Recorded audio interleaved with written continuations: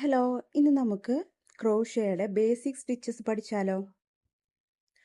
ആദ്യമായിട്ട് നമുക്ക് വേണ്ടത് ഒരു യാണും അതുപോലെ തന്നെ ഒരു ഹൂക്കുമാണ്.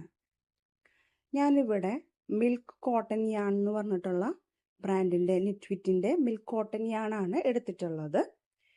3.5 mm ഹുക്കും ഞാനിവിടെ എടുത്തിട്ടുണ്ട്. നമുക്ക് ആദ്യമായിട്ട് ഇനി യാൺ എങ്ങനെ ഹോൾഡ് ചെയ്ത് പിടിച്ച് സ്ലിപ്പ് നോട്ട് എങ്ങനെയാണ് ചെയ്യുന്നതെന്ന് നോക്കാം. ഫസ്റ്റ് നമ്മൾ 2 വിരലെടുത്ത് യാണിനെ ഇതുപോലെ ക്രോസ് ആയിട്ട് നമ്മൾ എന്ത് ചെയ്ത് വെക്കുക, ഹോൾഡ് ചെയ്ത് വെക്കുക. എന്നിട്ട് ഹുക്ക് അതിൽ കൂടെ ഇൻസേർട്ട് ചെയ്ത് നമ്മൾ വിരലുകൾ അത് വിട്ടു കൊടുക്കുക. അപ്പോൾ നമുക്കിതുപോലെ ഒരു നോട്ട് കിട്ടും. ഇതിനെയാണ് നമ്മൾ സ്ലിപ്പ് നോട്ട് എന്ന് പറയുന്നത്. സ്ലിപ്പ് നോട്ട് എടുത്തതിന് ശേഷം നമുക്ക് ചെയിൻ സ്റ്റിച്ച് ചെയ്യണം. ചെയിൻ സ്റ്റിച്ച് ചെയ്യാനായിട്ട് നമ്മൾ ഇൻഡെക്സ് ഫിംഗറിന്മേൽ യാൺ എന്ത് ചെയ്യുക, 2 പ്രാവശ്യം ചുറ്റി കൊടുത്ത് യാണിനെ ഹോൾഡ് ചെയ്ത് പിടിക്കുക. ദെൻ ഹുക്കിനെ നമ്മൾ ആ സ്ലിപ്പ് നോട്ടിൻ്റെ ഉള്ളിൽ കൂടെ യാൺ ഓവർ ചെയ്ത് സ്ലിപ്പ് നോട്ടിൻ്റെ ഉള്ളിൽ കൂടെ നമ്മൾ എടുക്കുക. അതാണ് ആദ്യത്തെ ചെയിൻ എന്ന് പറയുന്നത്.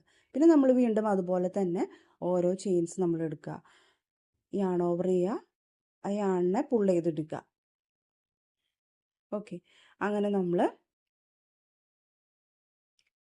ചെയിൻ സ്റ്റിച്ച് ചെയ്യാം.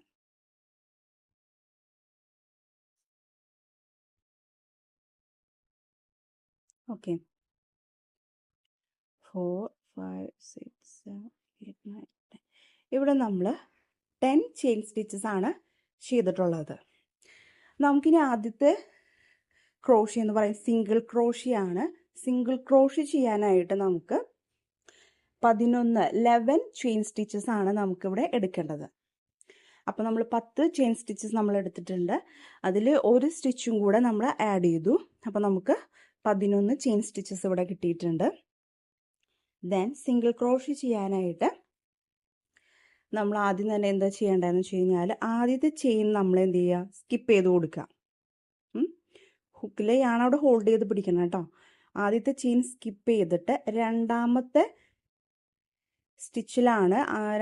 ചെയിൻ സ്റ്റിച്ചിലാണ് നമ്മൾ ഹുക്ക് ഇൻസേർട്ട് ചെയ്യുന്നത്. ഇൻസേർട്ട് ചെയ്തിട്ട് നമ്മൾ എന്ത് ചെയ്യുക, യാൺ ഓവർ ചെയ്ത് ആ വർക്കിംഗ് യാണിനെ നമ്മൾ പുൾ ചെയ്തെടുക്കുക.